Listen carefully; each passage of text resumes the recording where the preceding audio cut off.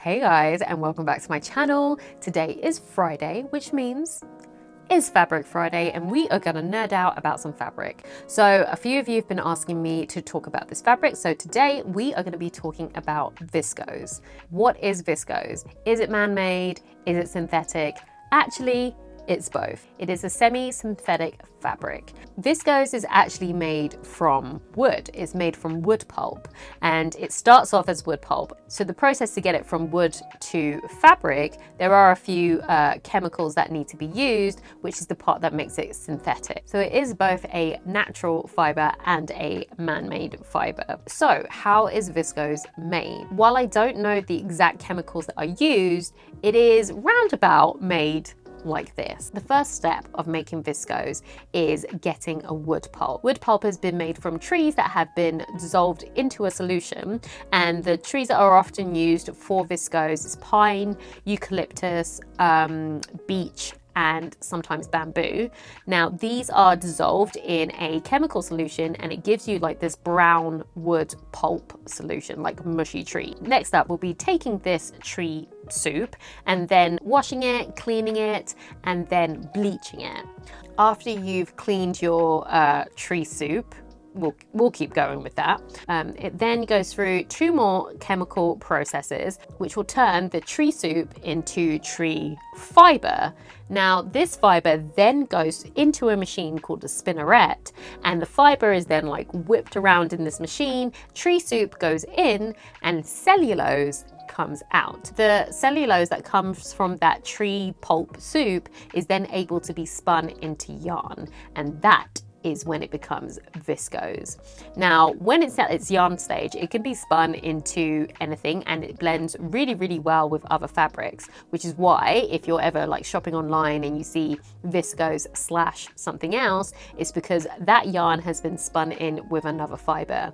So it does blend very, very easily into a lot of other fibers. So you'll often find cotton viscose, silk viscose, you'll find viscose knits, you'll find viscose polyester blends, viscose linen blends. Like, honestly, it just mixes in with a lot of fibers very, very well. And that is how viscose is made, basically. Hopefully that was an all right explanation for you, talking about tree soup. That essentially is what it is. It goes from tree to basically soup to fiber to fabric. There are quite a few characteristics of a viscose, so like you'll be able to identify one if you ever come across it. Generally, they're quite lightweight fabrics. They're made for warmer weather. They're very breathable, but they're also absorbent, so make really good t-shirts because they'll hold like sweat and stuff like that, but it won't hold air against your body, so it's not trapping heat or anything like that. So super breathable, but also quite absorbent. They dye really, really well, so you'll often find them in all the prints and colors because they dye exceptionally well. It has a really, really soft feel to it, and it's very, very drapey, and it feels quite luxurious. It often looks like silk, but it feels like a really nice luxurious cotton. So if you're ever wondering, oh, that's such a nice drapey fabric in this beautiful print that feels so soft on my skin, but it's not silk, it's probably a viscose. There are a few down things about it though. Like a cotton, it does shrink quite a bit in the wash. So a lot of like fast fashion that has been made with viscose is dry clean only. So I would say if you are going to use viscose, and I have quite a bit of it, I would definitely say pre-wash first, just get that shrinking out of the way, and then you can go ahead and just like make as you would. So viscose is quite inexpensive to make, which makes it cheap to buy. And there is a lot of it out there. So if you're ever wondering, like, can I buy this? You definitely can. Okay, so like, what fabric am I gonna show you? As I just said, I have quite a few different kinds of viscose. So I just pulled out like 3 so that you can like have a look. This is like a viscose cotton blend. Really cute fabric. I don't actually remember where I got this, but it's like a really cute fabric. It'll be perfect for like, you know, like a summer type dress or like blouse situation, and I really like the light color. It is a super drapey fabric. This is it folded up like 3-4 times, and you can still see the really nice drape to it. It feels really, really soft, and it's definitely lightweight and breathable. So as I was saying before, definitely a summer fabric. So this is another viscose cotton, and as you can see, it again is very, very drapey. You can see the print on it, like really vivid colors. It takes colors really, really well. And this is also quite a thin material. It's not completely see-through, but it's definitely that like summer dress material or summer shirt.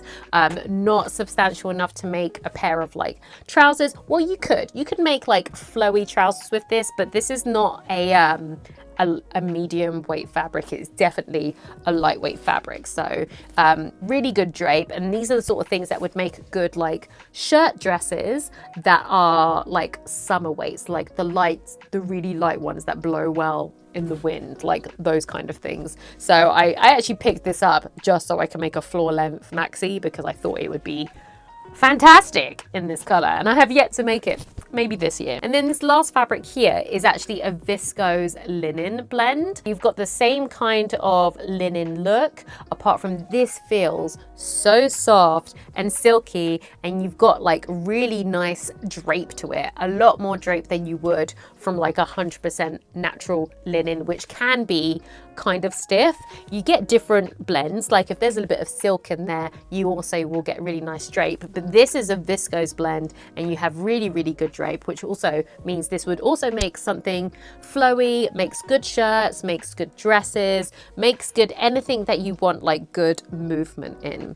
So basically everything in this wall here is like my viscose plus some viscose blends. So a lot of prints in there. We've got viscose polyesters, we've got viscose silks, we've got viscose crepes, all of them kind of all together. So if I want something that I know is going to be quite drapey, maybe I've got like good features in the pattern, then that is usually where I will go for.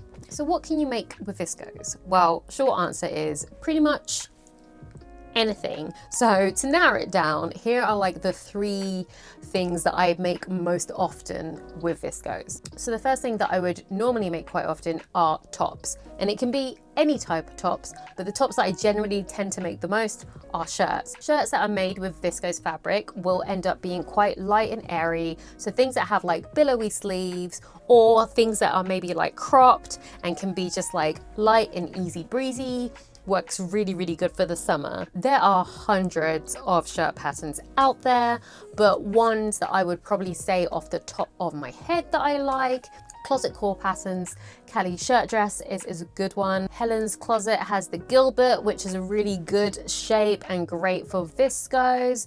And also for a shirt, Paper Theory's Olia shirt is a great one. I've just discovered this shirt pattern, so I will be actually making one up pretty quickly, but it looks great, and I think it would be perfect for a viscose for like a summer type shirt. So watch this space for when I actually finally make that one up. It is down there ready to be stuck together. So I'll get back to you on that one, but like I think it will be a great pattern. Next up would be jumpsuits or play suits. Great for the summer, easy breezy, one and done outfits. The jumpsuit and the play suit are great, and also really, really good in viscose because it's just like easy and breezy, and you don't have to like faff around and be like sweaty. Like, we don't want to be sweaty, not in the summertime. Nah. If I had to name a few patterns that would be good for viscose, Simplicity's 1355 is actually a pretty good one. It's like loose in the leg, and you've got like the string top. It's sleeveless. You can have it in all the prints and colors, just like easy breezy summertime fun. The next jumpsuit I would recommend in a viscose is Vogue 9259.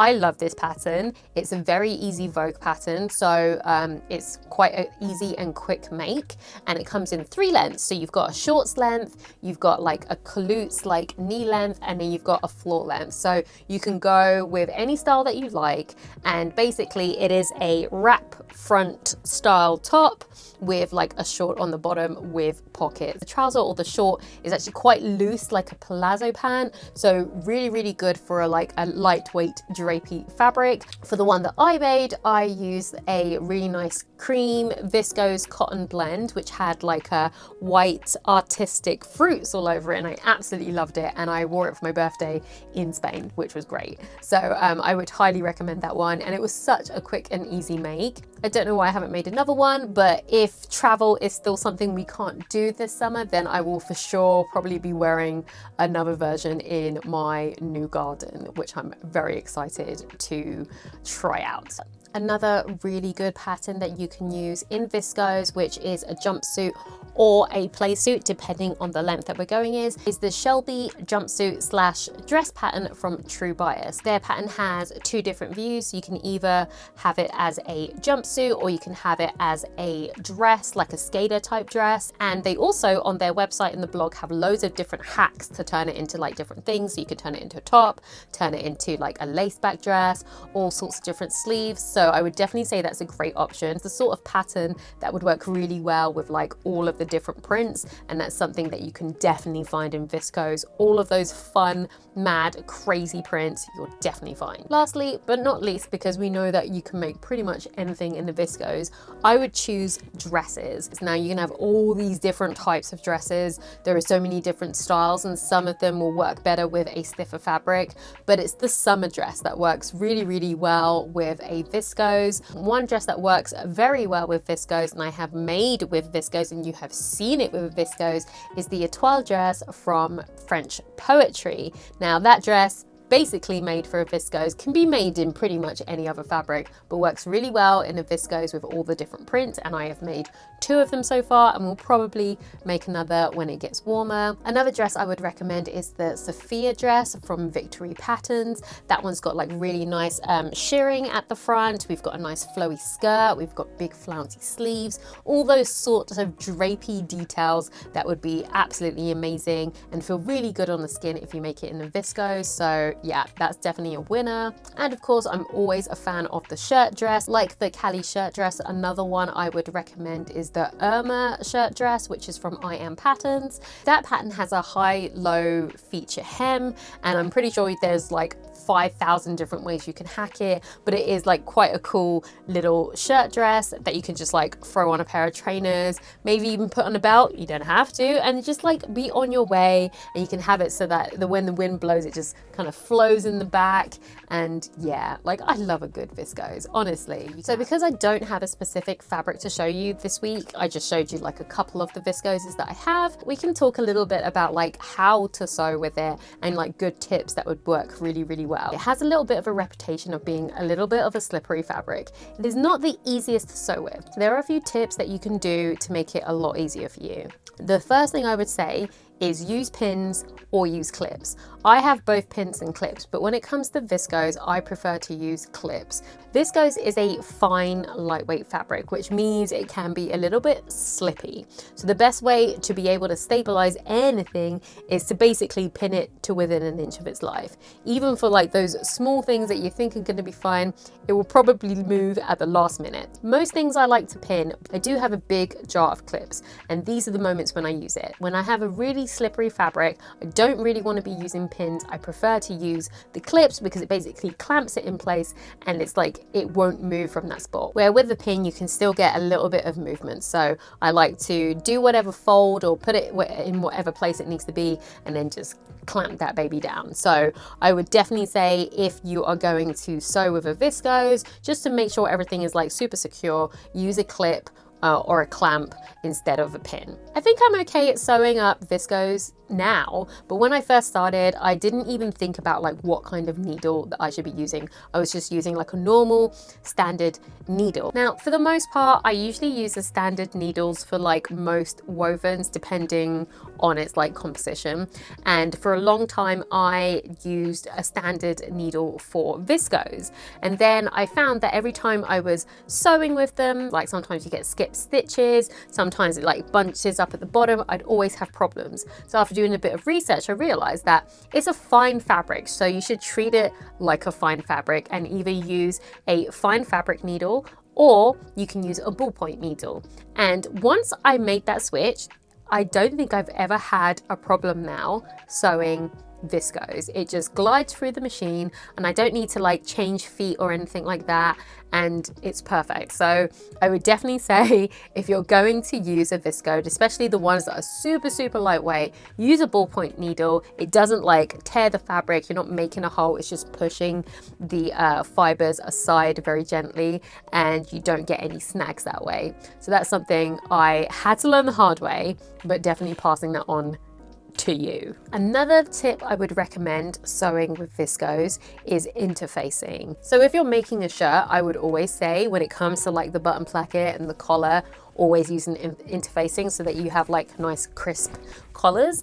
And the same definitely applies when it comes to viscose. It is a floppy, drapey fabric, and if you want to have any kind of like stability where you're going to have to put a buttonhole in there, or you want to be able to put a button on it, I would definitely say use interfacing. There are different kinds of weights of interfacing that you can use, and there are definitely ones that are suitable for viscose. You have lightweight ones, and they come in different colors as well. Let me know if you guys want a video on interfacings, because I feel like that's something that even I get tripped up with from now and then, and I'd love to do a whole video where I like show you all the different kinds that you can get. Let me know if that's something that you want to do, because I feel like it's something I want to do.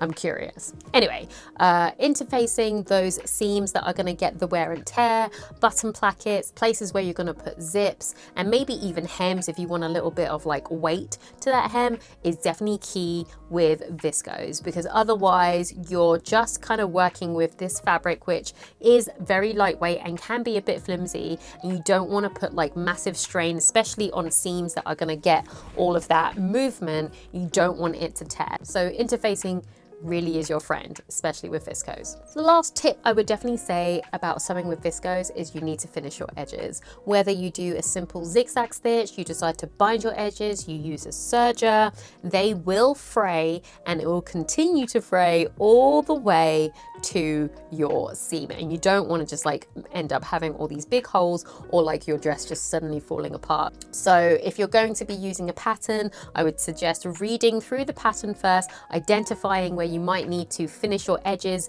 before moving on to the next step, because not every pattern tells you when to finish your edges, and to just kind of make it a rule that if you're going to use viscose, you're going to be finishing all of the edges before you put everything together. That way, when you look on the inside, not only does it look pretty and everything looks a little bit more finished, nothing is fraying, which means you're going to get a lot more life out of your clothing. One last tip before we go: pre-wash your fabric. So viscose is super absorbent, but you know what it also does? It shrinks. It's just like a cotton in that sense. It will shrink. So pre-shrink your fabric before even cutting it out. I know that sometimes I am guilty of just like cutting without washing, but when it comes to viscose, I will always make sure to wash first, let it shrink, then iron it, then start cutting out my patterns. The last thing you want is to make something amazing and then put it in the wash. After its first wash, it's like this big. No, we do not want that. So make sure, you should really be pre-washing all of your fabrics, but like if you're going to be lazy about it, at least make sure you're pre-washing your viscose.